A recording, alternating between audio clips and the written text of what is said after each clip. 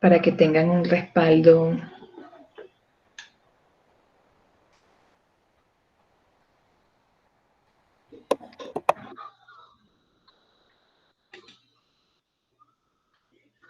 Hola Edgar, ¿cómo estás?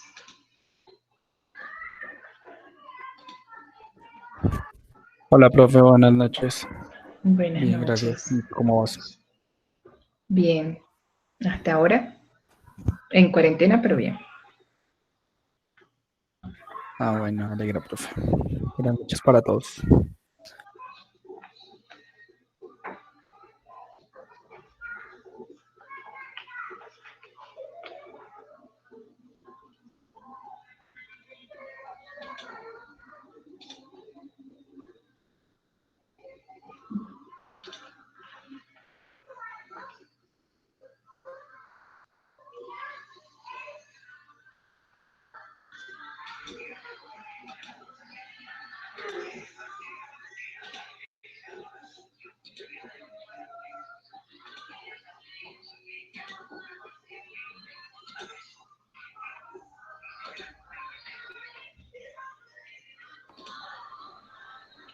Oye, profe, una preguntita. Sí.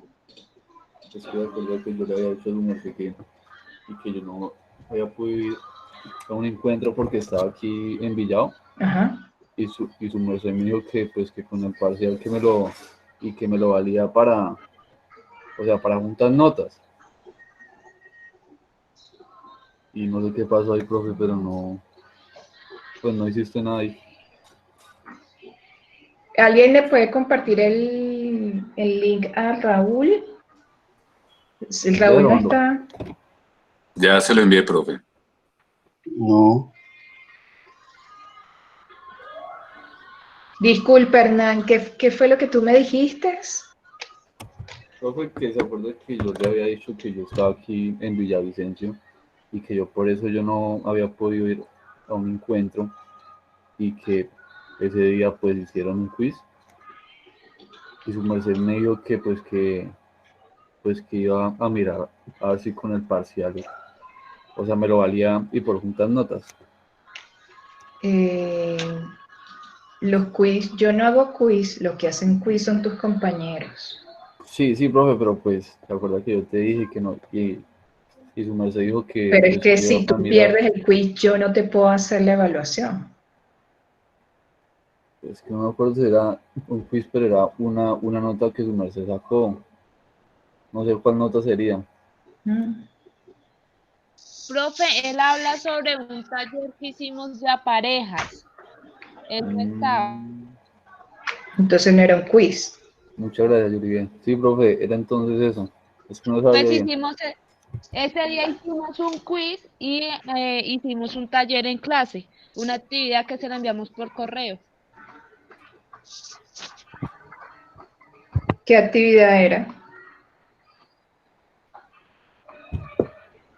¿Y dónde está el justificativo de que estabas en Villavicencio? Creo que de acuerdo que yo le mostré un correo que yo se lo mandé a... Pero eso fue la primera semana. No, sí, no, sí, profe, pero es que yo le mostré uno que yo estaba aquí, que vine a firmar ¿Qué? unas cosas y que yo se lo mandé fue a otra profesora. Y que su merced me dijo que pues que iba Eh, a mirar, a ver qué no sé es qué. que yo no puedo repetir, o sea, si tú no fuiste al encuentro, yo no puedo repetir sin que coordinación académica me diga, sí, él trajo el justificativo y sí le puedes repetir la evaluación. Sí, profe, pero es que, o sea, habíamos hablado, o sea, juntos y su merced me dijo que pues que iba a mirar nada más, o sea, no es nada más. Pero pues si no se puede ya, pues no importa, profe. Tienes 70% de la nota por evaluar y no creo que no vayas a sacar buena nota en estos cortes, ya que están todos allí en casa, tienen todo el tiempo para estudiar. ¿Mm? Pues me dijo que no, pues nomás decía, profe, no es que me quedó en 2.9, profe. Ah, pero eso es recuperable. Grave hubiese sido que te quedara en 1. Sí, no, pues igual, por un puntico. Ya vas a ver que estos meses que van a estar en cuarentena la van a botar del estadio. Bueno, profe, listo. Bueno, vamos a iniciar ya. Voy a mostrar mi pantalla. La semana que viene, acuérdense que hay que seguir con las presentaciones y los quizzes para tener esa nota de lectura previa y la nota de la coevaluación que hacen sus compañeros. Entonces, para la semana que viene vamos a tratar el tema de el asentamiento de los cases. Cómo yo hago el cálculo para saber a qué profundidad tiene que estar mi case. Entonces, para eso hay unos criterios de diseño de los revestimientos de los cases. Entonces, el grupo que vaya a exponer la semana que viene, que me imagino que son los primeros que expusieron en el primer corte, el tema es criterios de diseño para los revestimientos. Lo voy a poner aquí en el chat. Criterios Profe, de...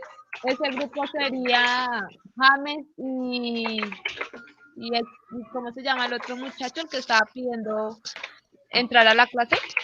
Raúl. Raúl. Raúl, Qué pena, se me olvidó el nombre. ¿Ya Raúl está? ¿Se pudo conectar? Sí, profe, sí, señora. Es que te quería comentar que a mí no me llegó la invitación a la clase, profe. Se la acabo de solicitar a Jen. No, ya es que ya revisé, sino que te la enviaste el 23 de marzo. No, profe, ya, qué pena. Ok. Entonces, el tema para exposición es criterios de diseño para los revestimientos. Entonces, ¿qué necesito conocer? Por ejemplo, si necesito conocer la profundidad, ¿por qué necesito conocer la profundidad? Si necesito conocer las presiones en la formación, ¿por qué necesito conocer las presiones en la formación? Aunque eso lo vamos a ver un poco hoy, pero es para que tengan tema para la semana que viene. ¿Listo? Entonces, si tienen preguntas, por favor no duden en interrumpirme. Estamos aquí para profe, eso. Sí. yo tengo pregunta. ¿Tú tienes? Sí, pregunta. Ok. Criterios de diseño para los revestimientos. Eso va a ser eso tenemos que hacer la exposición, Raúl y yo, nuevamente. Sí. La idea es que volvamos otra vez a los grupos que inicialmente hicieron la exposición. Luego viene el grupo de Carlos y Yuribe, creo.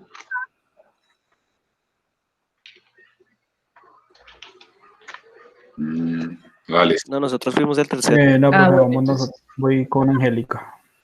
bueno, entonces va Edgar y Angélica, y así sucesivamente, por lo que nos resta de los cortes. Hoy también quería hacer algo del proyecto final de aula. Vamos a ver si nos da chance cuando terminemos aquí en el encuentro, ¿sí?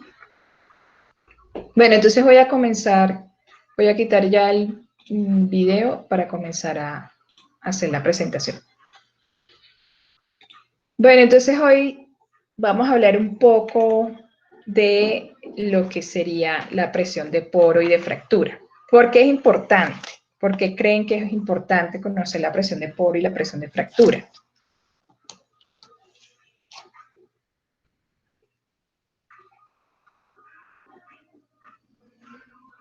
Primero sería decir qué es presión de poro y qué es presión de fractura, ¿no? Porque a lo mejor no se ubica en el contexto. Entonces, hablemos un poco de lo que sería, qué le pasa a ese revestidor cuando está sometido a unos esfuerzos dentro del subsuelo, en el subsuelo. Entonces, cuando uno hace un programa de revestimiento, un diseño de todo lo que sería mi completación, tengo que especificar la ubicación que va a tener ese pozo en superficie y la ubicación que va a tener ese pozo en fondo. Porque no sé si ustedes saben que muchas veces la localización no es totalmente vertical. No es que la coordenada en superficie es la misma coordenada en el fondo. A veces hay desviaciones, los pozos por lo general no siempre son totalmente vertical y entonces hay una coordenada distinta de fondo y una coordenada distinta de superficie. Y también debemos conocer el tamaño del revestimiento que yo voy a introducir dentro del hoyo, porque básicamente puede ser que una completación no esté adecuada para unas condiciones específicas dentro de la formación que necesitamos conocer y necesitamos diseñar. Aunque siempre ha sido como fábrica de chorizo. Siempre ha sido, bueno, este pozo salió así, perfecto, una completación de 9/5 de revestimiento de producción, 7 de intermedio, 7 de producción y listo. Y así van a ser todos los pozos de un campo, un yacimiento. Si los que han visto los diagramas mecánicos se pueden ver que básicamente todos están diseñados con el mismo diseño de completaciones. Pero puede resultar casos en donde no siempre funciona una tubería de producción de 7 pulgadas, porque resulta que, no sé, estoy desviando un poco lo que sería la energía de la presión de fondo en mi pozo, entonces a lo mejor requiere un diámetro de menor tamaño, entonces puede ser de un 5,5, y así sucesivamente. Entonces, ¿qué nos hace tomar esas decisiones? Aquí lo vamos a ver. Por ejemplo, hay una aplicación que quiero que descarguen, lo voy a poner aquí en el chat, confiando siempre en que no se me vayan a dormir. Ya les digo cómo es la aplicación. Para que la descarguen y me digan qué es lo que ven. Van a entrar en esta página y van a colocar un pin, que ya les voy a decir el nombre. La aplicación no necesariamente la tienen que descargar, pueden entrar por el navegador de su celular.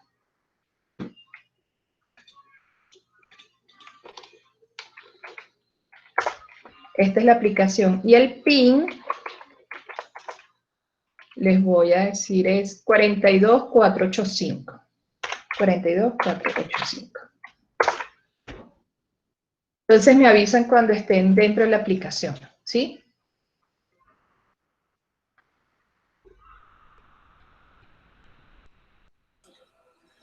Profe, una pregunta.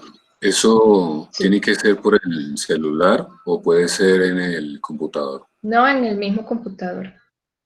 Pero es que la idea es que veas mi pantalla. O sea, si es en el computador, que sean 2 imágenes compartidas, 2 ventanas compartidas.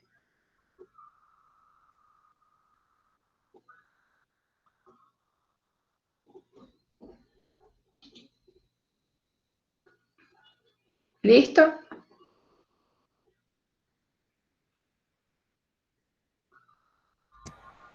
Profe, a mí no me deja entrar.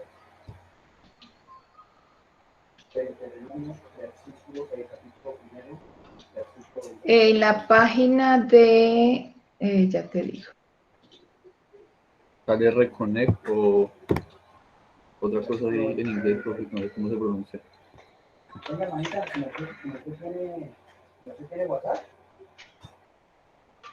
live.voxbot.com. O sea, no hace falta que voten vote, sino la parte que está aquí. Ya les voy a poner el link. Así que me lo agarra todo. Ay. Live.vox.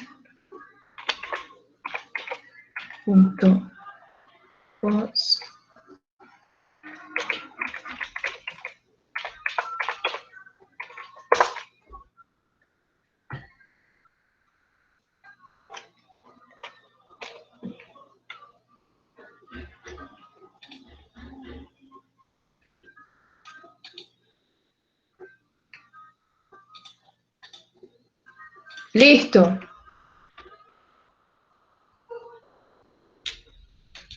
¿Quién más tuvo problemas?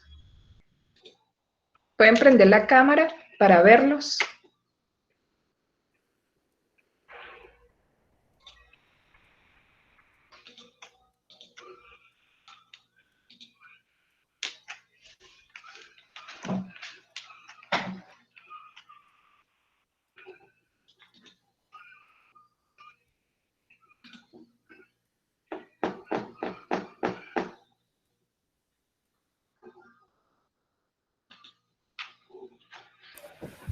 Profe, a mí tampoco me deja entrar.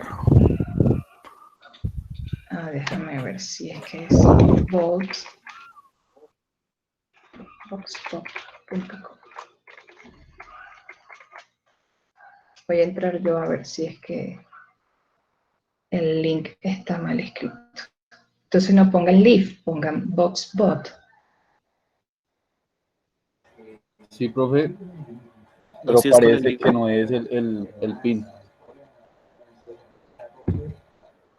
Ah, dice que no No, es el pues no pin. es eso, sino que se me hace a mí que no es el pin. Dice, Es que todavía la profesora no ha Sí, habilitado la dice. pregunta.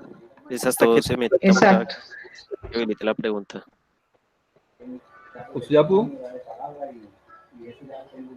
Ya ahí sale la pantalla, Profe, pero no hasta me que ha la dado. profesora no ponga la pregunta. Hasta que yo no ponga la pregunta no se va a activar. Pues ya lo descargué y tengo ahí el pin 424. Ah, pero no lo descarguen. No sé qué Lo voy pena a que se me cayó comenzar para la que... red. Qué pena, se me cayó la red. No sé qué vamos a hacer, profe, qué pena, se me cayó la red. ¿Qué vamos a hacer con qué? Y ni idea.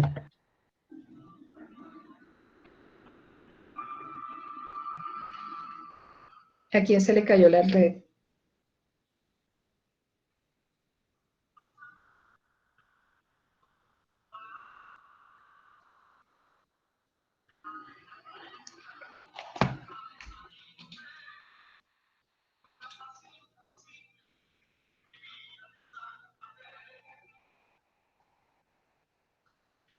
¿Listo? Bueno, sigamos. Entonces yo voy a compartir una imagen y quiero que me digan qué ven en esa imagen. ¿Ven la imagen?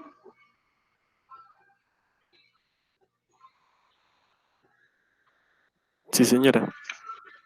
Bueno, entonces en el live box.bot van a comentar qué es lo que ven en la figura. ¿Ven una ecografía, un análisis bacteriológico, un registro eléctrico o un registro de imágenes? ¿Qué es lo que ven cuando le mostré la figura?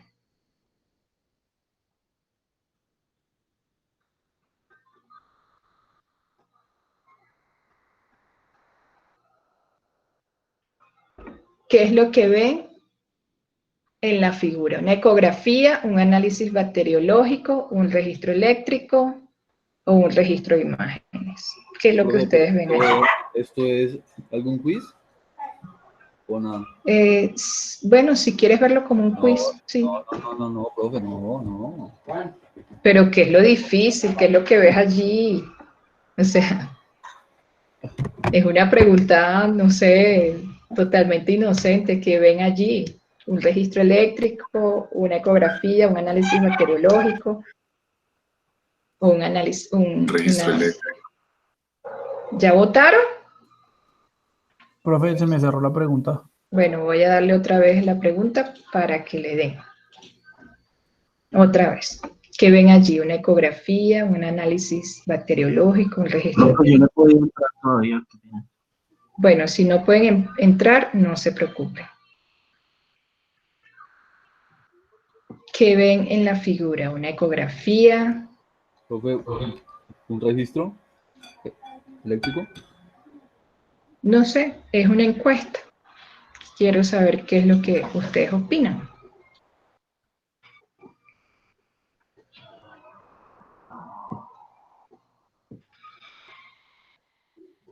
Entonces, una ecografía, un análisis bacteriológico, un registro eléctrico, un registro de imágenes.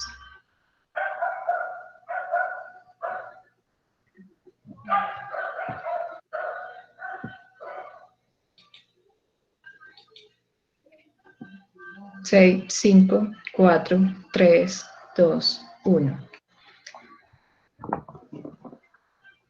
Stop. Entonces vamos a ver qué fue lo que comentaron.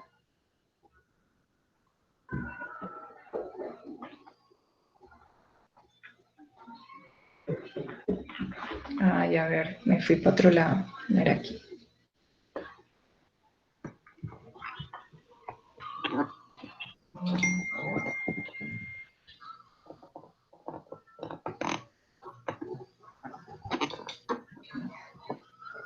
¿Todos opinan que fue un registro eléctrico?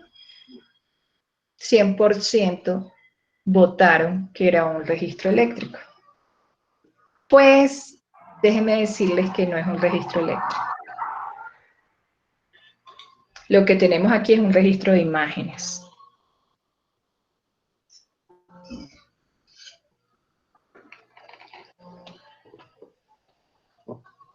¿Sí? ¿Quién dice que no? ¿Quién dice que sí? ¿Por qué dicen que es un registro eléctrico?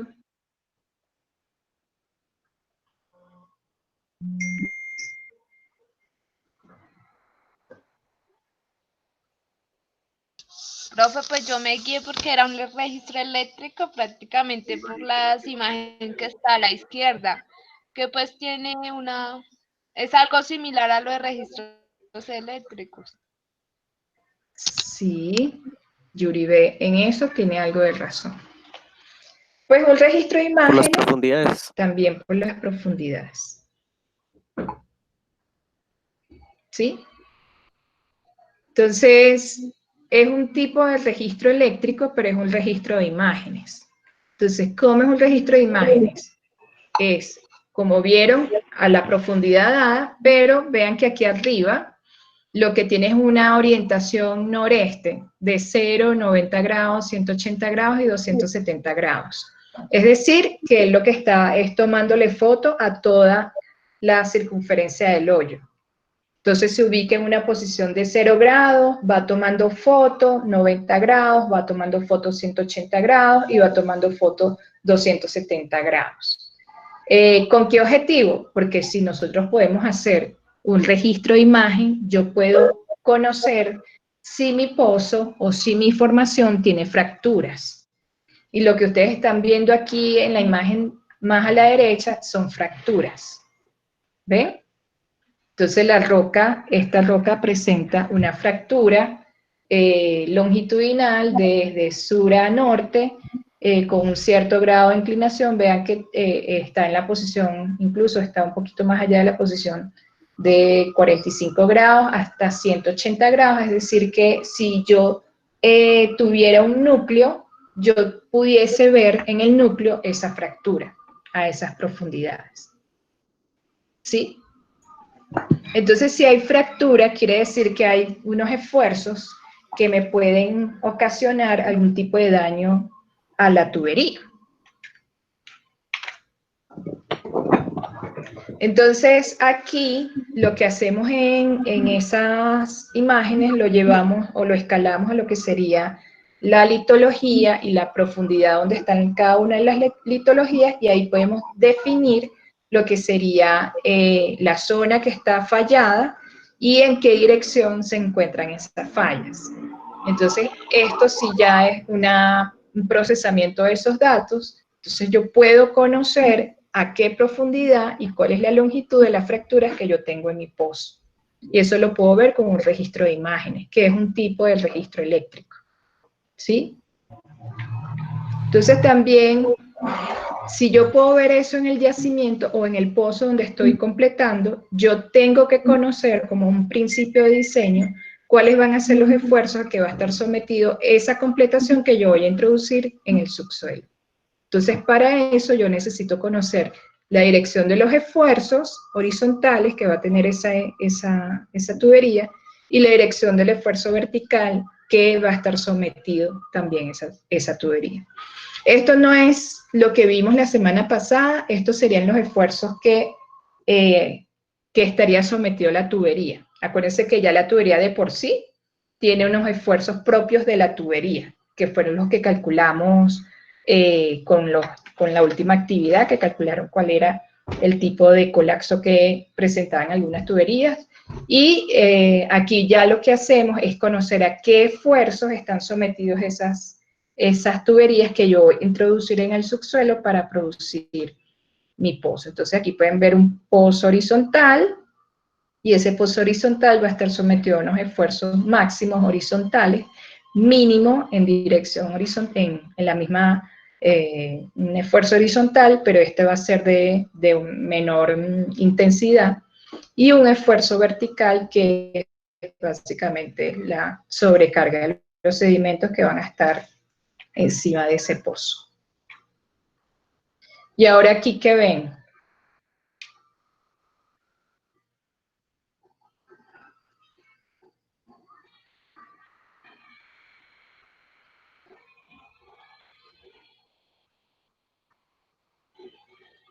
¿Nadie?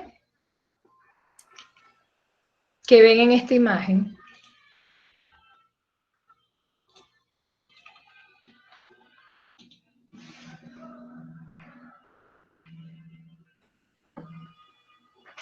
Los escucho, ¿qué ven en esta imagen? Porque son como Yo lo tomaría como sistemas de perforación. están y conectados entre sí. Sí. ¿Y qué es aquí este señor que está así como abultado? ¿Qué creen ustedes que sea? La roca madre, ¿no? El yacimiento, No, ¿cómo es que llama? no es la roca madre. Porque fíjense que si fuese la roca yacimiento... ¿Algún acuífero, profe? No es acuífero tampoco. Si observan un poco, los pozos no penetran en esa zona. Los pozos están evitando justamente esa zona. Algunos sí lo atraviesan, pero la mayoría de los bracitos de este pozo multilateral sí lo están esquivando. Entonces, este es un tipo de esfuerzo que se genera por presencia de un domo de sal. Entonces vean que el domo de sal genera cierta deformación en la roca. Yo les había comentado que el domo de sal, cuando se presenta, él no permanece estático, sino que a medida que él va viendo despresurización, él se va moviendo dentro de la roca. El domo, la característica que tiene la sal es que se comporta de manera elástica dentro de la roca, es decir, que él es sólido, pero bajo condiciones de presión y temperatura se vuelve como líquido. Y por eso es que tenemos que evitar ese tipo de estructuras dentro de mi pozo. Entonces vean, aquí hay 3 ejemplos de una sísmica y unos pozos que han sido localizados.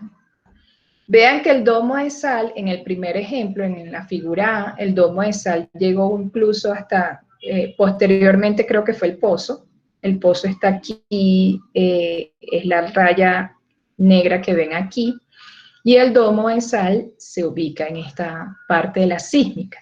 Entonces, el pozo atraviesa el domo de sal, pero sigue su profundidad porque me imagino que la zona de interés eran las que estaban, las arenitas que están aquí abajo, que tienen un buen marcador aquí en la sísmica.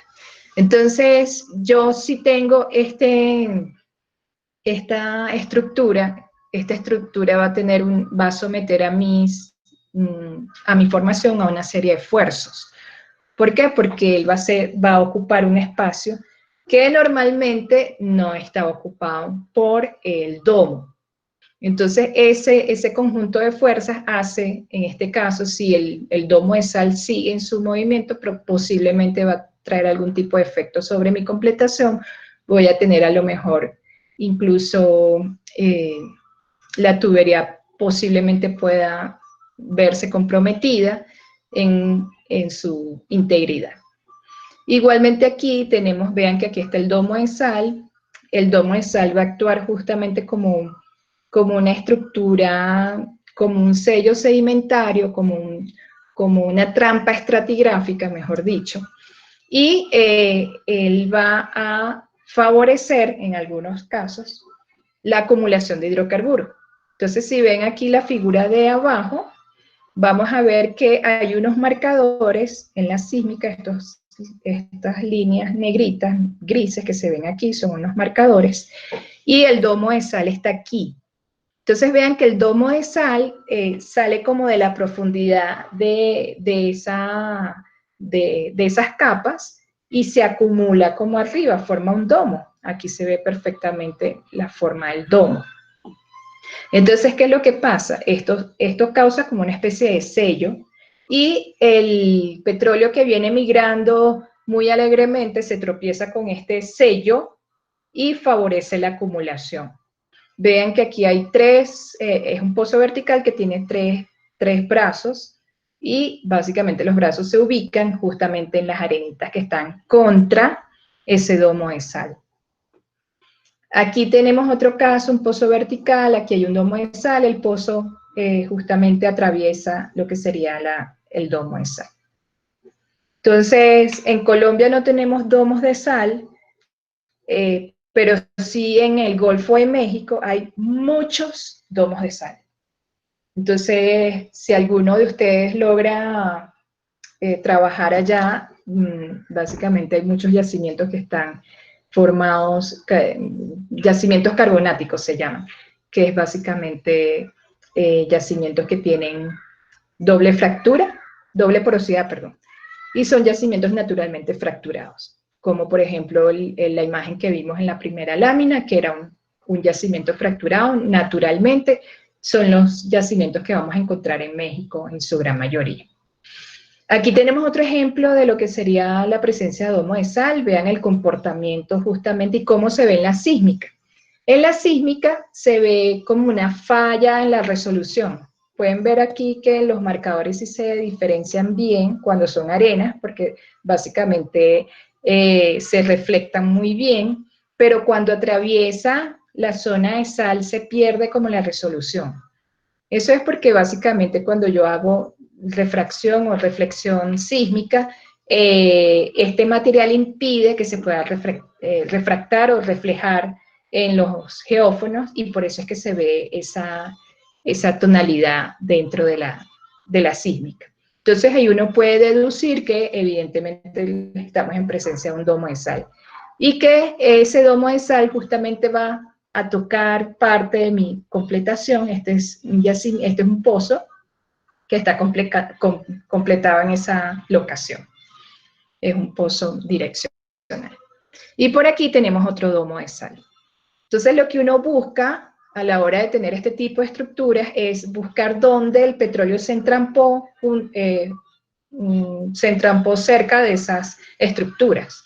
Por lo general, ya les comenté, actúan como sello y el hidrocarburo cuando tropieza con este tipo de estructuras se entrampa y favorece entonces más la producción de este tipo de yacimiento. Entonces aquí lo que vamos a ver es, ok, ya entendí, ese yacimiento está sometido a varios esfuerzos, voy a tener esfuerzos en plano horizontal y voy a tener esfuerzos en plano vertical, pero ¿cómo me afecta a mí o cómo yo sé que en mi diseño tengo que considerar ese tipo de esfuerzo? Entonces, la formación por sí sola, ella tiene una presión, porque acuérdense que la roca está conformada por una matriz y esa matriz tiene unos granos que son como el esqueleto de esa roca. Si llenamos ese volumen de los espacios que están disponibles, los espacios vacíos entre los granos, que es la porosidad, podemos decir que esos líquidos están confinados en un volumen que va a tener una presión. Y esa presión la llamamos presión de la formación o presión de poro. En este caso, si nos vamos a detallar y tomarle una foto al poro en sí, vamos a ver que el poro va a tener una cierta presión porque hay unos fluidos contenidos en él. Y también la formación, a su vez, va a tener unas presiones, que es básicamente las presiones de sobrecarga de los sedimentos que van a estar encima de esa formación. Entonces, cuando uno va a realizar una perforación, uno tiene que conocer hasta dónde puedo llegar con mi lodo y cómo evitar que mi lodo se me pierda en el camino, porque básicamente él pudo vencer esas presiones de poro y entró dentro de la roca. Entonces, para eso uno establece unos límites de presión con respecto a la profundidad. Entonces, por ejemplo, vean aquí en este primer caso, tenemos que el esfuerzo vertical va a ser mucho mayor que el esfuerzo horizontal, la máxima dirección de fuerza horizontal, y va a ser mayor que los esfuerzos mínimos horizontales. Esto es típico cuando yo tengo una falla normal, es decir, que hay un bloque que desciende y otro bloque que asciende, pero la fractura se realiza en forma que un bloque colapsa y el otro queda en su profundidad. Entonces, este tipo de fallas presentan esta configuración de estrés o presión en su formación. Voy a tener un gradiente de presión que me va a definir hasta dónde puedo llegar, hasta qué presión puedo llegar sin fracturar la roca, y hasta qué presión debo tener yo para no vencer la presión que tiene mi poro. Entonces, cuando uno dice el peso del lodo es importante, porque el peso del lodo me va a remover los ripios que yo voy a estar recogiendo a medida que voy perforando la formación, pero a su vez ese lodo no puede tener una presión tal que me fracture la roca. Evidentemente, si yo llego a ese paso de fracturar la roca, no estoy haciendo la función que debería hacer, que es abrir el hoyo, sino básicamente estoy produciendo fracturas que por donde yo la abra se me va a perder el lodo, y en superficie no voy a tener la cantidad de lodo que yo estimaba para hacer la circulación y hacer la función que cumple el lodo de perforación. Y también tengo una presión mínima a la que yo puedo llegar con el lodo. Básicamente, si el lodo se atraviesa zonas donde se deshidrata, ese lodo se vuelve menos pesado y posiblemente pueda incluso meterse dentro de la formación y vencer lo que sería la presión de poro, que es lo que llamamos invasión de lodo. Entonces, la idea no es invadir la formación con el lodo, la idea es que los fluidos que estén dentro de la roca se vengan hacia mis perforaciones y pueda producirlos. Entonces, entender estos dos conceptos es muy importante cuando uno está perforando, en procesos de perforación. Este es típico comportamiento de una falla inversa. Inversa es esta, perdón. Este es de una falla transversal, que no es una falla que un bloque colapsa y el otro queda, ni es un bloque levantado y el otro queda a la misma profundidad, sino que es una falla donde se rozan los dos bloques de forma transversal. Entonces, este tipo de fallas también presenta este comportamiento del diagrama de presión con respecto a la profundidad. Cuando tenemos sobrepresión, también hay un tipo de comportamiento. Ya ven que el espacio que yo puedo maniobrar ya es más reducido, porque básicamente la formación está sobrepresurizada. Entonces, por ejemplo, como vimos en el domo de sal, puede causar una sobrepresurización en la formación que yo no tenía anteriormente, porque anteriormente esa zona ya tenía su presión natural, pero vino el domo de sal y sobrepresurizó la formación. Entonces, esa sobreestimación de presión que es causada debido a agentes que no son propios de la formación, también se deben considerar. Por ejemplo, también una falla pudo haber generado esa ruptura y no haber liberado energía. Acuérdense que cuando hay movimiento sísmico es porque hay liberación de energía. porque o el bloque está contenido y resulta que ya llega un momento y que ya no puede sostener más y cae. Entonces esa liberación de energía por efecto de la separación causa también que haya una liberación del estrés que estaban contenidos en esas formaciones, pero en este caso, cuando no se libera toda esa energía y queda la zona presurizada, puede ocurrir también o puede incidir en sobrepresión de la formación. Entonces ya conocemos dos casos, cuando hay domo de sal o domo, hay también un tipo de domo que es el de lodo. ¿Qué tipo de lodo? No sé, pero un lodo propio de la naturaleza, no es un lodo de perforación, sino un agua que viene con cierta cantidad de sedimentos que se va desplazando dentro de las formaciones, eso lo llamamos domos de lodo. Pero lo más habitual son los domos de sal, que pueden generar sobrepresurización y algún movimiento sísmico que no libere toda la energía y esa energía queda acumulada dentro de la falla o dentro de la falla normal o dentro de la falla transversal o inversa, y eso también nos genera algún tipo de sobrepresión. Entonces, la ventana de operabilidad, donde yo puedo manejar el peso del lodo, se me ve reducida. En Colombia tenemos varios tipos de esfuerzos. Como pueden ver, aquí es una parte de lo que sería Ecuador, Colombia, Venezuela, un poco de Panamá, y vemos lo que serían los esfuerzos que actualmente están sobre estas tres regiones, sobre estos países, sobre la región. Entonces tenemos un esfuerzo que es el de la placa de Nazca, que va chocando contra placa suramericana. Todo lo que está por debajo de los países es lo que llamamos placa continental, y la placa continental es básicamente otra placa. Y la placa de Nazca es una placa que está ubicada en el Océano Pacífico y está chocando directamente en contra de la placa suramericana. Esta se llama placa suramericana. Tenemos una placa la placa del Caribe, que está ubicada hacia el Océano Atlántico, y esta placa se está moviendo, como pueden ver el sentido de las flechas, hacia la derecha en este caso. Tenemos unas fallitas que siempre se están moviendo, por eso es que sentimos esos temblores y esos sismos, que no son de gran magnitud, pero gracias a Dios que no son de gran magnitud, pero eso es lo que nos indica que hay liberación de energía. Entonces tenemos esta falla en Venezuela, que es una falla transcurrente, es decir, que se chocan entre ellas dos. Esas fallas transcurrentes son las que originan creación de montaña. Igual en Colombia tenemos dos, justamente son transcurrentes, chocan entre sí. Y también tenemos el movimiento propio de la placa de Nazca chocando con la placa suramericana. Entonces todo esto que ven aquí son fallas. Y por lo general nosotros tenemos unas grandes fallas en todo lo que sería la cordillera andina.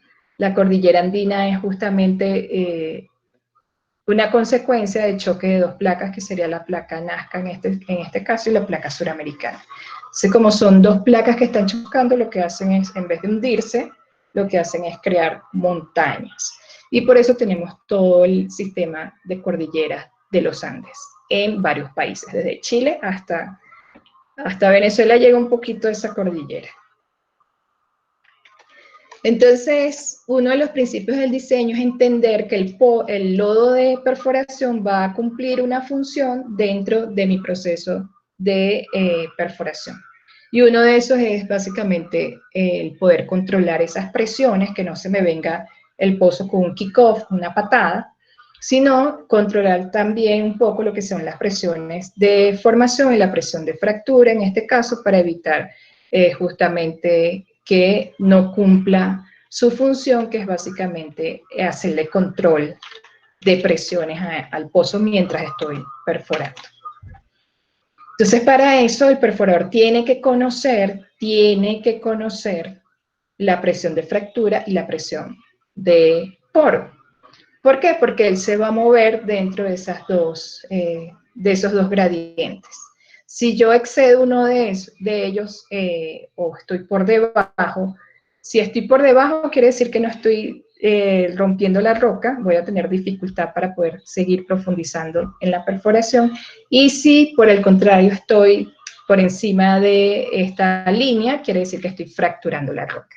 Entonces ni muy ni tan, sino que hay que manejarse dentro de este rango. Y ese rango es lo que llamamos presión de ventana de perforación, perdón. Y en base a esos esfuerzos es que yo diseño la completación. Por ejemplo, yo diseño una capacidad dentro de esta primera completación, dentro de este primer revestimiento, él va a tener una presión hidrostática. Esa presión hidrostática no puede ser mayor a la presión de formación, porque acuérdense que pasaba en mis tuberías cuando mi presión interna era mayor que la presión externa. ¿Se acuerdan?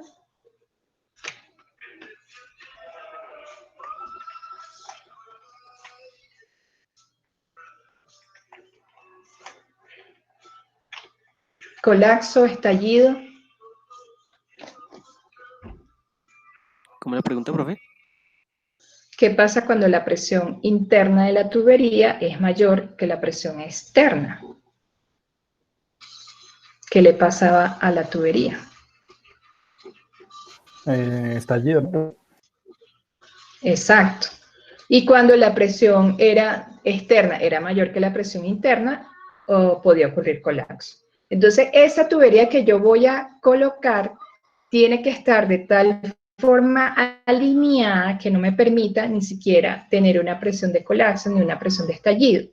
Debe contar con unas características pensando en que esa tubería siempre va a estar llena del fluido, bien sea cuando ya esté produciendo, porque va a tener una cierta cantidad de hidrocarburos contenidos en su volumen. Igualmente el revestimiento intermedio, igualmente el revestimiento de producción y finalmente el tubing. Entonces, todas esas presiones también tienen que ir ajustadas a la sarta que yo voy a ir metiendo a la hora de hacer la completación del pozo.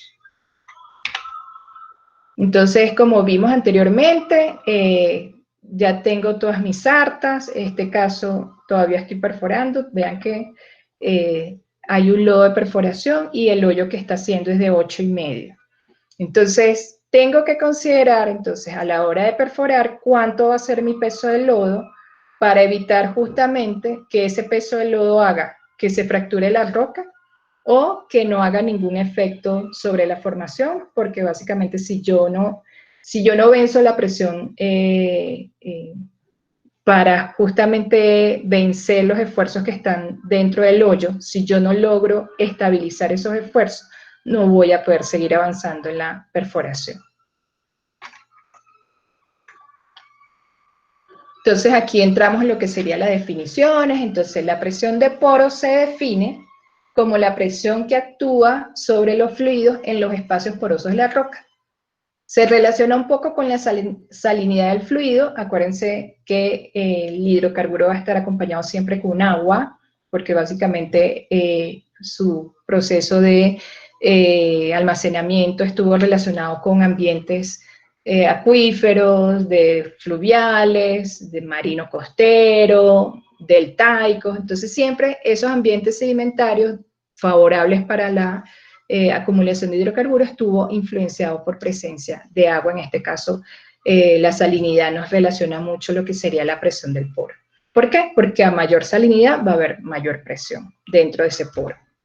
Entonces, la presión de poros normal es la presión hidrostática de una columna de fluido de formación que se extiende desde la superficie hasta la formación, hasta la profundidad de la formación.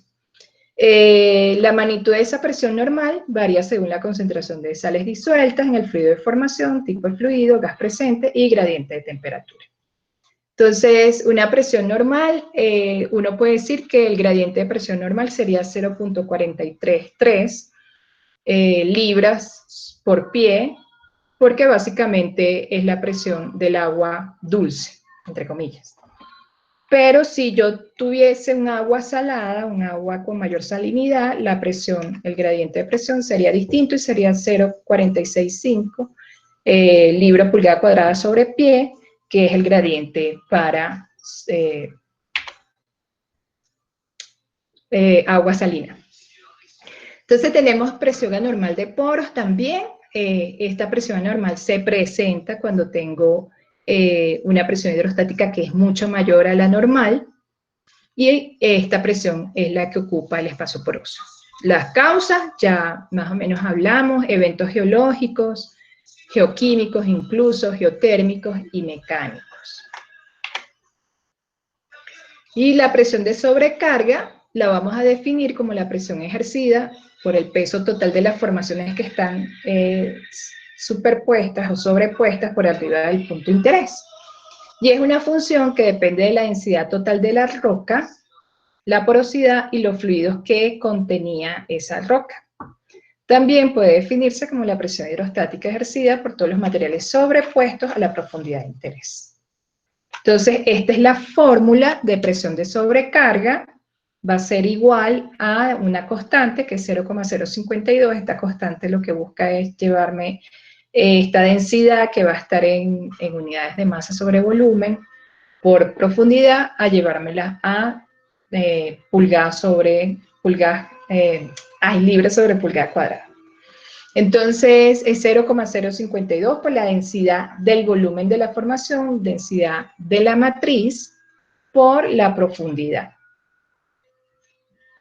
Y el gradiente de sobrecarga, que va a ser esta que tenemos aquí, va a ser igual al gradiente hidrostático, 0,433, por 1 menos la porosidad, que debe ir en fracción, por la densidad de la matriz, más la porosidad por la densidad del fluido que está contenido en la formación. Entonces aquí tenemos densidad bruta de la roca, y densidad de la matriz. Entonces, un poco para entender, si mi fractura es vertical, quiere decir que el menor esfuerzo es horizontal. Este esfuerzo horizontal tiene que sobrepasarse para que se dé esta fractura vertical. Y cuando la fractura es horizontal, quiere decir que el menor esfuerzo es vertical y el esfuerzo vertical tiene que sobrepasarse para que se dé esta fractura horizontal. Aquí hay unos gradientes de presión de formación para algunas áreas en Estados Unidos, incluso en Malasia y en algunos países de África.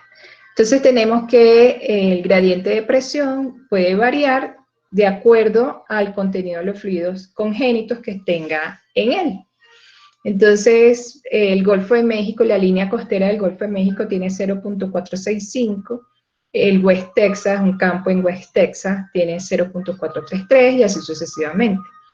Pero nosotros podemos definir si el agua tiene baja salinidad, la agua de formación, podemos decir que su gradiente natural va a ser 0,433, pero si tiene una salinidad mucho mayor, podemos definir que el gradiente de presión es 0,465.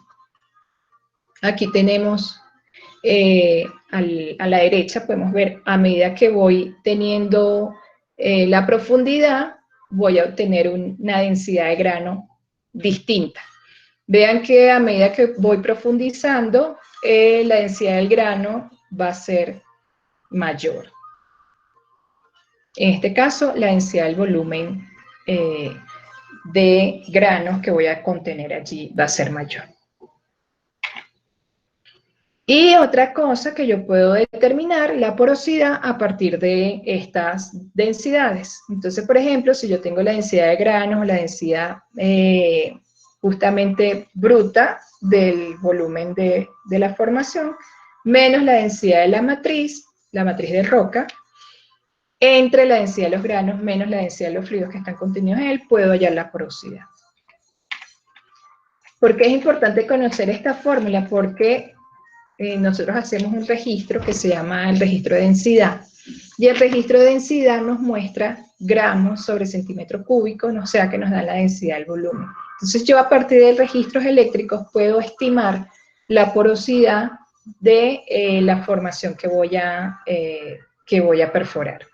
Entonces con esa información yo puedo obtener incluso los esfuerzos, porque yo sé ya que mi esfuerzo, mi gradiente de sobrecarga va a estar influenciado por esa porosidad, por la densidad de la matriz, que puede ser, que es conocida, porque yo si tengo una matriz que es carbonato, ya yo sé cuál es la densidad de los carbonatos. Si yo tengo una matriz que es arenisca, yo sé cuál es la densidad de la arenisca. Si yo tengo una matriz que es caliza, yo sé cuál es la densidad de la caliza. Y la densidad de los fluidos, básicamente si yo sé que es un yacimiento de gas, yo puedo estimar la densidad del gas. Y si es un crudo, yo puedo hacer pruebas para verificar cuál es la densidad de ese crudo, así que yo puedo estimar cuál es la presión de sobrecarga de esos sedimentos que van a estar sometidos a mi yacimiento. Y esto fue todo por hoy. Entonces, tenemos una actividad para entregar justamente hoy. Yo se las dejé en su aula virtual.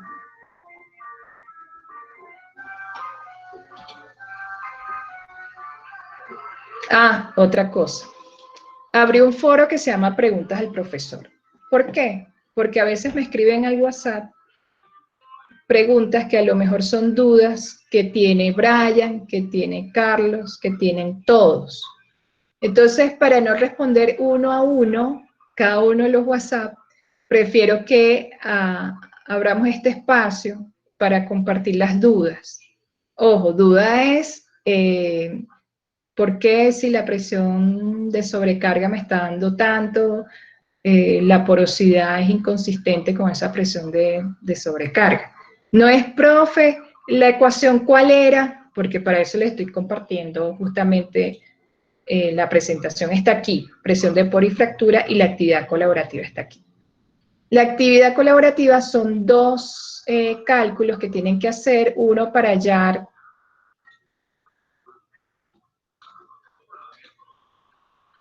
la presión de formación.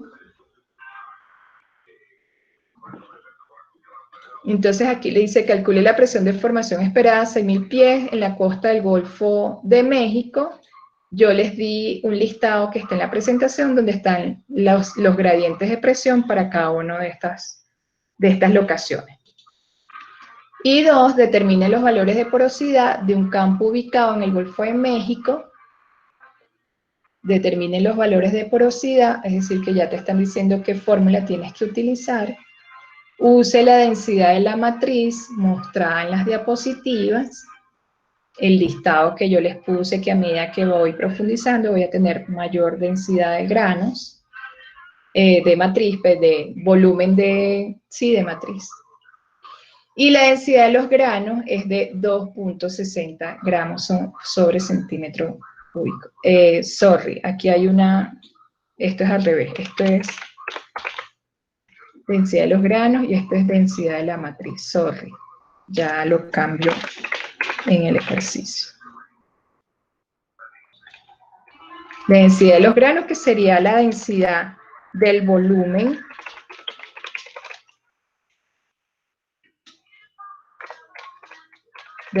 bruto de la formación.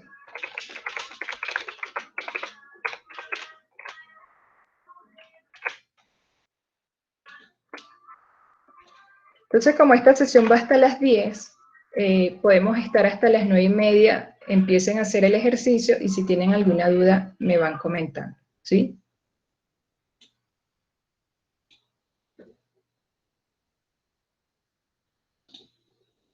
Samano, y te mandamos las fotos. No, ya está habilitado el aula virtual para que subas al aula virtual esta actividad. ¿Cuál es la ventaja? No, lo puedes hacer en máquina, con tu computadora. La ventaja que tiene el que usemos el aula virtual es que ustedes me pueden adjuntar el archivo. Entonces, al adjuntar el archivo, ya queda, ya yo sé cuál actividad se refieren y cuál es el archivo a que tengo que hacer mención. Voy a cambiar aquí, porque estaba ahí equivocado en la actividad, el enunciado. Entonces, no lo descarguen todavía. Y voy a subir el que debería estar.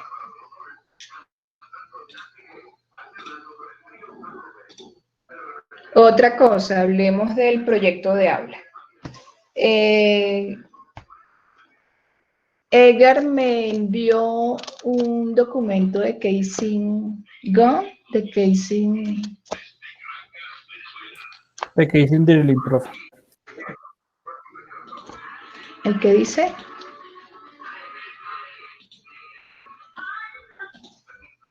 No te escuché. El tema que elegimos fue de Casing Drilling. Ah, Casing Drill. Los demás grupos no han visto qué tema van a elegir.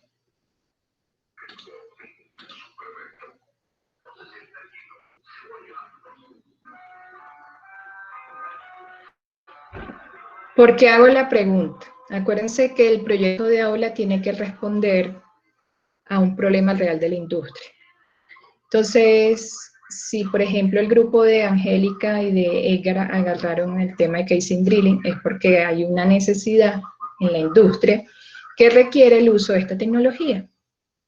Entonces, si hay una necesidad, yo tengo que entender cuál es el problema para darle solución con mi propuesta de investigación, que en este caso va a ser investigación de aula, para proyecto de aula. Entonces yo quiero hacer con ustedes, vamos a ver si me sale el ejercicio mientras subo esta actividad.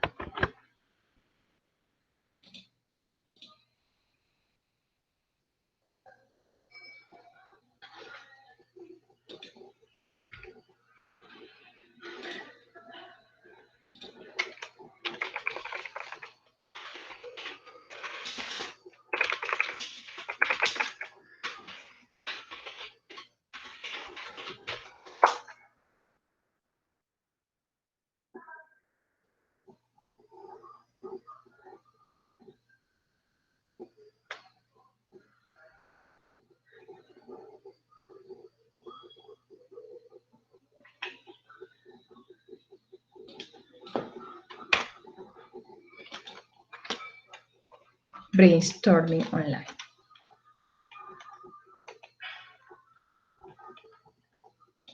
Creo que esta fue la que me utilicé.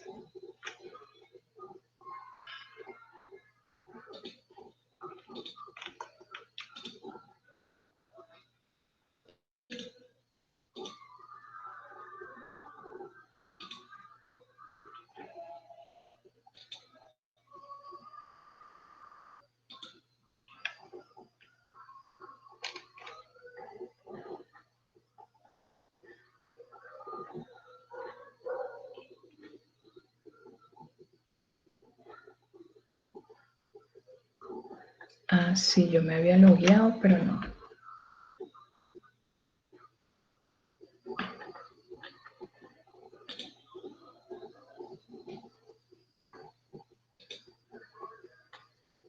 No me acuerdo cuál fue el que yo usé. Bueno, ya les... Ah, que es muy grande si ya lo comprimí. Ah.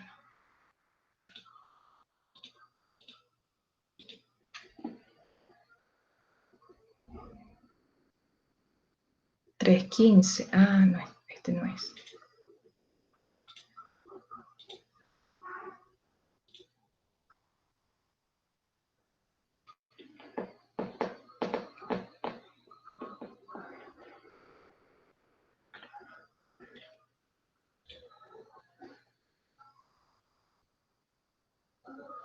Listo, entonces ya está en el aula virtual la actividad.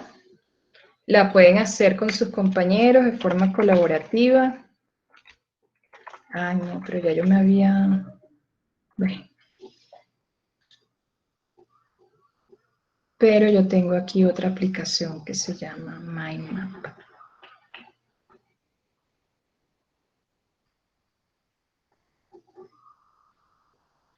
Mind Manager. Profe, una Sí. pregunta.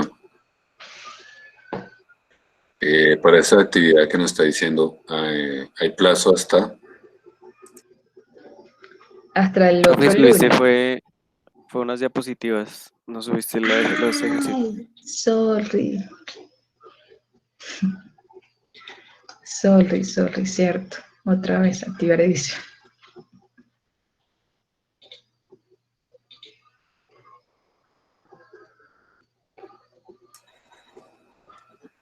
Por eso no me dijeron, profe, lo siento.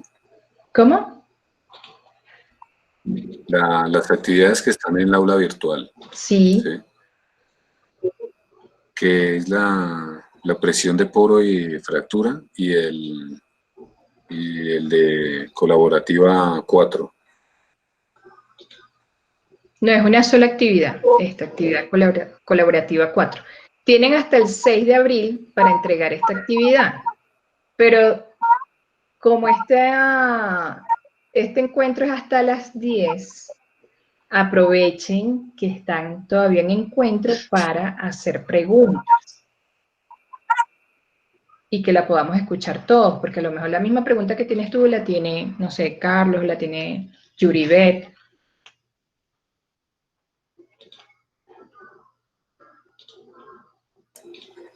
Listo, profe. Entonces, para el proyecto integrador, denme 5 segundos, 5 minutos para hablar del proyecto de aula, perdón, no proyecto integrador. Entonces, el proyecto de aula se va a centrar en las nuevas tecnologías para perforación, ¿no? Mediante casing drilling, casing gun, casing. Entonces, por ejemplo, voy a hablar de casing gun. Entonces, ¿cuál ha sido el problema que se evidenció en la industria para empezar a utilizar el propio casing como el método para cañonear? Entonces, el problema que existía para utilizar casing gun era que el cañoneo disipaba su energía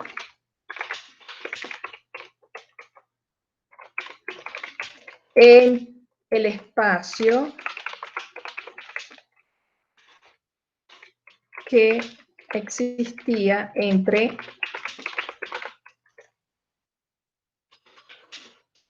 el revestidor, el casing, y la formación.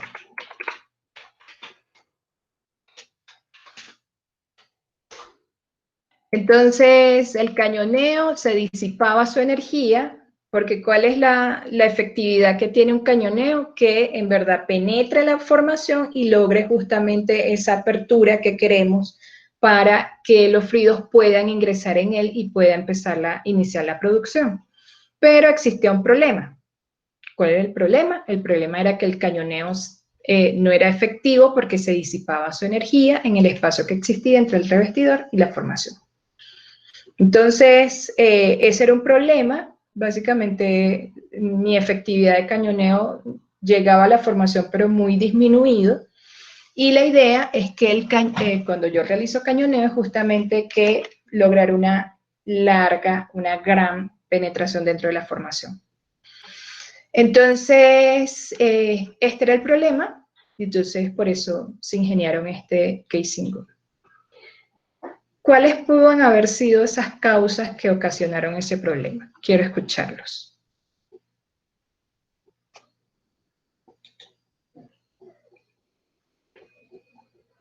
¿Qué creen ustedes que pudo haber pasado? Porque el revestimiento quedó distante a la formación.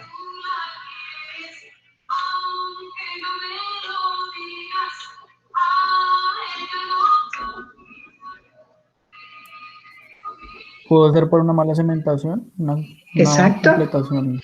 Mala cementación. ¿Quién lo dijo? Yo, profe Alex.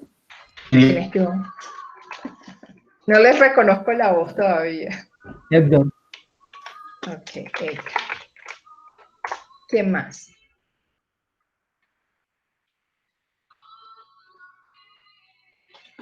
Acuérdense que Quizás como hoy algún fracturamiento. no hubo lectura previa, tengo que tener una nota de ustedes. Sí, Quizás dime. algún fracturamiento. ¿Algún fracturamiento? Una fractura natural, sí, puede haber una fractura natural. Carlos, ¿no? Sí, señora Carlos. Sobrepresión, profe. También, sí. Este fue Hernán, No, Raúl, profe. ¿Qué? sobrepresión. Raúl. Sí, pudo haber una sobrepresurización que hizo que la completación quedara un poco desubicada dentro del hoyo. Entonces, como ven, esas causas, pudo haber tenido unas causas menores, entonces esas causas menores pudo haber sido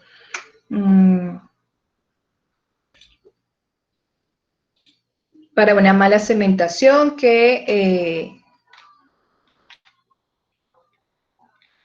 causas que puedan ocasionar una mala cementación, Edgar, o los demás. ¿Qué pudo haber ocurrido? Que el diseño de la Fraguado, malfraguado. malfraguado. ¿Quién dijo malfraguado? Yo, profe, Carlos. Carlos. Que ese sistema ya puede tener colapsos o tensiones. No, porque estamos hablando de la mala cementación. Solo que no sea el cemento requerido. Exacto. El cemento no sea el requerido. O mala calidad del cemento. Bueno, sí. Hernán Reyes, profe. ¿Cómo? Hernán Reyes. Hernán. Nadie le está preguntando.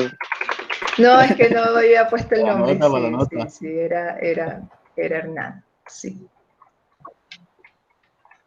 Entonces, cuando hay notas, sí participan, ¿no? Sobre todo Raúl. Digo, sobre todo Hernán, qué pena, Raúl, no Raúl. Entonces, vamos a decir que son esas dos causas las que causan la mala cementación. Por ejemplo, que haya una fractura natural, no se evaluó la formación, no se evaluó de manera y no se vio esa fractura, ¿sí? En el proceso de diseño de la perforación no se evaluó bien la formación y no se evidenció la fractura. O algún evento sísmico, ¿no, profe? Durante, O digamos, que haya el lapso. ocurrido un evento sísmico posterior a la completación. Carlos.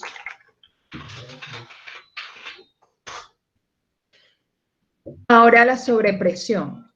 La sobrepresión viene como muy relacionada con la fractura, pero podemos decir que a lo mejor hubo un evento, ¿Algún influjo? una zona Puede ser, digamos, sobrepresurizada por gas. ¿Quién? Por la ¿Quién me contó? compactación de yo. Edgar. Compactación. Profe, y la calibración. ¿Quién fue yo? Profe, Por la el influjo de compactación. algún fluido. Compactación, ¿quién me dijo compactación? El influjo, exacto. O la compactación por la mayoría, porque la mayoría de las lutitas pues pierden el fluido interfacial pues, de forma continua, ¿no? Pero yo no estoy perforando. Bueno, yo atravieso una formación que pueda tener lutitas hidratables y puedo, sí, o sea, que el lodo haya sido deshidratado. No, bueno, pero es que la zona no queda sobrepresurizada. Queda sobrepresurizada si hay compactación, si hay una zona que tenga mucha mayor presión de la estimada. Puede ser también porque hay alguna arena con gas y ese gas cause algún tipo de compresión sobre la formación. Por ejemplo, como el gas se comprime, yo puedo tener un volumen inmenso de gas en una arena superficial, una arena de menor profundidad a la formación de interés, y eso puede causar una presurización por sobrecarga al yacimiento. Entonces, puede ser en zona de gas que hace que presurice mi formación. Entonces, después que yo hago este análisis, digo, bueno, si en verdad hacía falta una tecnología que remediara un poco lo que sería ese problema que existía, que yo cañoneaba y básicamente lo que le hacía era cosquillas a la formación, cuando la idea es básicamente abrir esa autopista para que puedan ingresar los fluidos en él. Entonces, cada una de estas causas que dijo Raúl, Carlos y Edgar deben tener un efecto. Entonces, ¿qué pasaría si yo no hiciera nada y dejara el problema como está? Pues, o sea, esa tecnología es muy cara, yo no la voy a hacer porque resulta que no, porque ya yo tengo mi completación y yo no voy a desarmar mi completación. Entonces, ¿qué pasaría si yo dejo que la sobrepresión haga efecto? Entonces, exacto, puede haber colapso del revestimiento.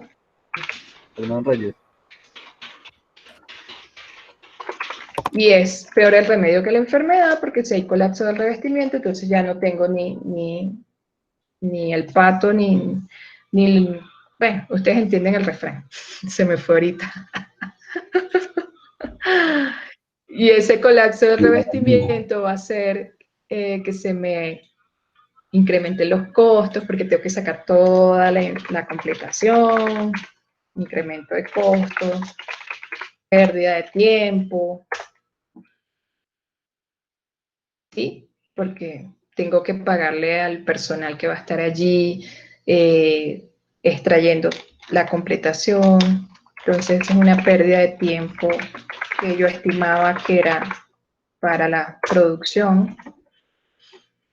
Y, por ejemplo, si yo no hago nada con respecto a la fractura natural, el efecto que yo voy a tener en la completación va a ser justamente... ¿Puede ser un daño de formación? Sí, puede causar daño de formación, porque básicamente esa fractura a lo mejor tiene algún tipo de fluido agua, en este caso que es la que tiene mayor movilidad dentro de la roca, y eso me puede impedir un poco yo accesar al crudo, que es el que necesito que... Entonces, si tengo daño en la formación, entonces tengo que hacer un proceso de remoción de daño, y esa remoción de daño cuesta también. Entonces, si yo tengo un daño causado porque hay una fractura que está contenida con agua, entonces voy a tener que remediar el daño, inyectar algún tipo de químico, polímero, que me cambie la mojabilidad de la roca en ese sector, que no lo haga tan movible para el agua, sino que básicamente favorezca lo que sería la producción de crudo. Y sí, básicamente remoción de daño, y con lo que cuesta parar una operación para hacer un trabajo de limpieza, etc. También, si tengo una mala cementación, también tengo miles de problemas. Un problema es que tengo que hacer una cementación forzada para reparar esa cementación primaria que se me dañó. Entonces, la cementación forzada es un proceso que se realiza justamente para remediar esa mala cementación, pero esto incide en traerme más costo, porque es un estimado que yo no contaba, y operación, igualmente una operación de cierre de producción, porque voy a hacer una reparación mayor al pozo.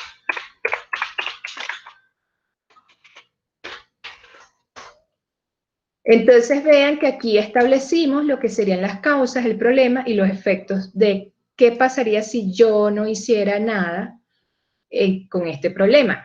Entonces, aquí aparece la tecnología, en este caso el casing gun, que va a ser un tipo de revestimiento que voy a introducir con cañones que van a justamente disparar esa carga para abrir espacios en la formación que me faciliten o que me mejoren la permeabilidad de la formación en la cara de la arena, y básicamente va a ser un revestimiento que va a quedar allí. Es decir, que no me tengo que preocupar si el cañoneo que yo bajé hizo colador mi revestidor, porque ya yo sé, ya yo diseñé un casing que me va a quedar justamente en la completación y que a su vez va a cumplir con la función de cañoneo. Entonces, esa es la tecnología Casing Gun. La tecnología de Casing Drilling también va a tener sus pros y sus contras, pero básicamente cuando uno entiende el problema, uno ya puede buscar cuáles son las posibles soluciones que yo le puedo aportar a la industria, ¿sí? Entonces, ya tenemos unos objetivos. Los objetivos serían una búsqueda de tecnología que me ayude, uno, a que no haya sobrepresurización o a evaluar cuánto sería el impacto de la sobrepresión en la formación, o cuánto sería el impacto que me va a causar una fractura natural a la hora de hacer cañoneo y que no se me disipe la energía por la fractura, o cuál es el efecto que tendría una mala cementación cuando yo hago el cañoneo en los pozos. Y las consecuencias que traería en el caso de que yo no hiciera ningún evento o no hiciera nada para repararlo, sería que, por ejemplo, voy a perder mucho dinero, porque todo esto se traduce en dinero. Si tengo que hacer un cambio en la completación, es básicamente parar la operación, sacar toda la completación tubo a tubo y meter la nueva completación, que eso puede demorar mucha cantidad de tiempo. Y tiempo en perforación es dinero. Incluso en producción es dinero.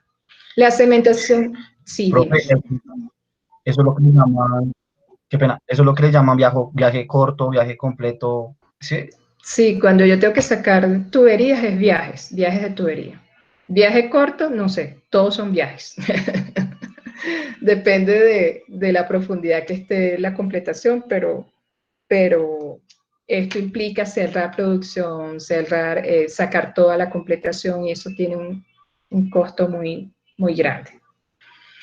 Cementación forzada también implica parar operación, hacer reparación, evaluar la condición del pozo antes, evaluar la condición del pozo después, bajar unos registros que me den indicativo de que la cementación estuvo bien realizada.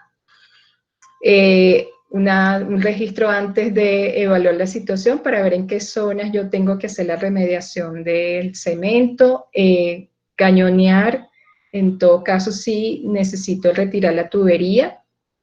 Incluso si tengo que hacer cambio de completación, también eso implica un costo en dinero.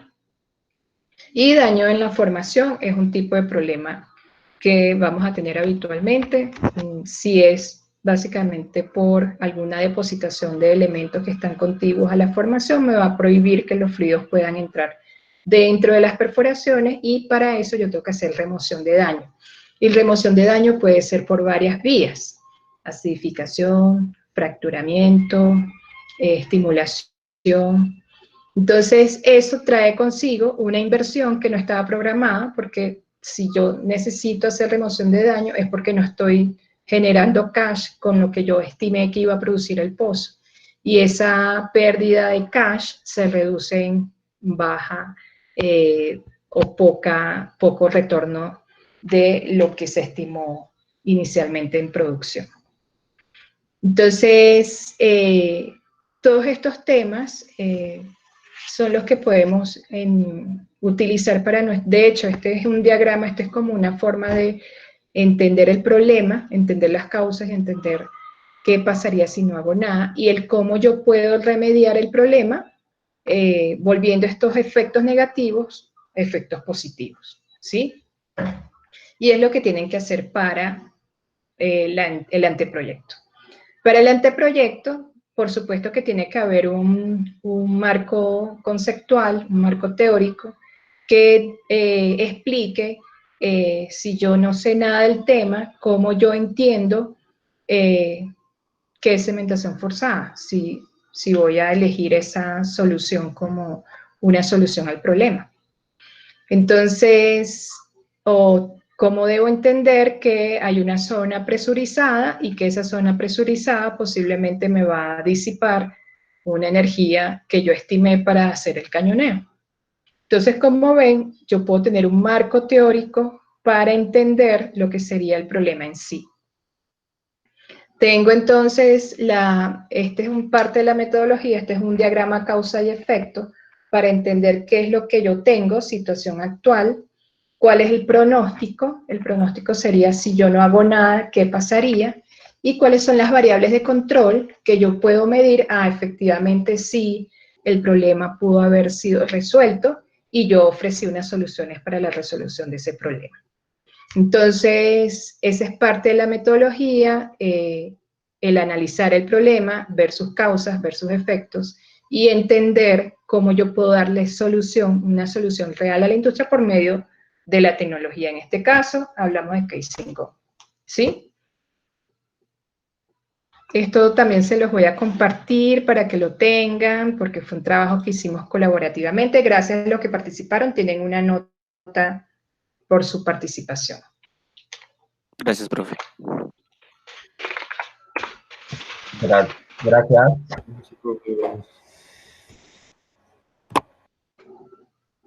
Aunque no me faltó nadie, ¿no? Hernán, Carlos, Edgar, Raúl. Brian le faltó. Yo participé más veces, profe. ¿Cuál dijiste, Brian? Ya no recuerdo, pero ya faltó yo. Fue de los primeros. Pero ¿cuál dijiste? Es que por eso es que decía que me dijeran los nombres, porque no les conozco todavía la voz. Entonces se lo voy a exportar como PDF para que lo tengan.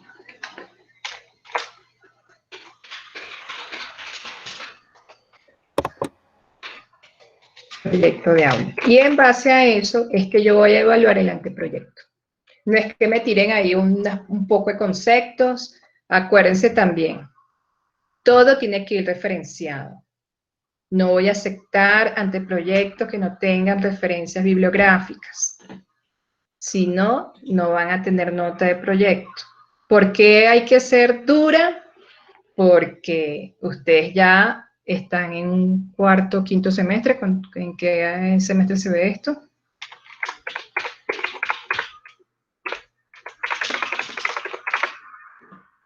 Quinto. Y ya ustedes deben conocer que hay algo que se llama plagio y hay algo que se llama antiplagio. Entonces, si yo conseguí una información, yo tengo que referenciar al autor de esa información porque por algo él la publica. O sea, nadie publica las cosas para que se la tumben. Entonces, tengan conciencia de eso. Creo que no me lo exportó. Bueno, lo voy a exportar como imagen. Y lo voy a subir aquí en el aula virtual para que la tengan de una vez. Lo voy a poner justamente como una nueva pestaña y se va a llamar proyecto de aula.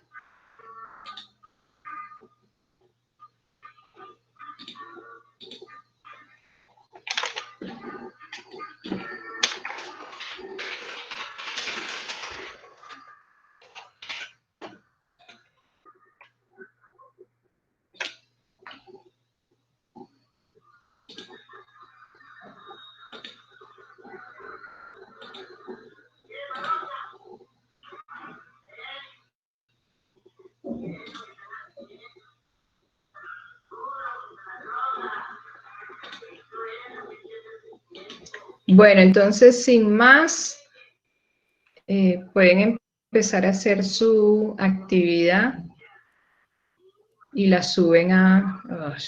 no acepta. y la suben al aula virtual. ¿Dudas, preguntas? Sí, profe, yo estuve viendo ya el ejercicio y en el primer punto su merced nos pide hallar ¿el qué? La presión de formación.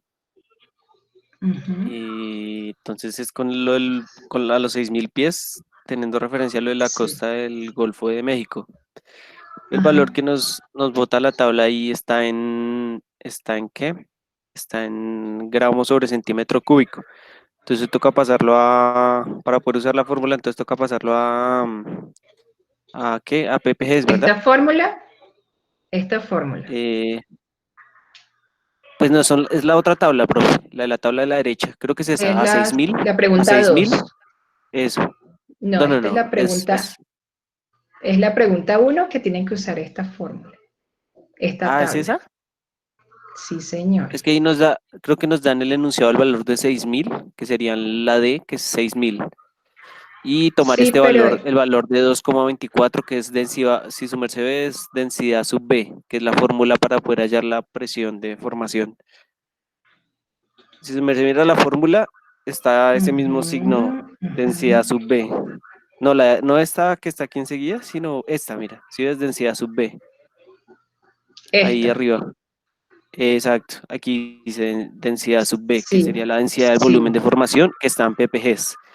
Y si tú miras la tabla, que el valor que yo te digo, que es 2,24, está Pero aquí te dicen presión de sobrecarga.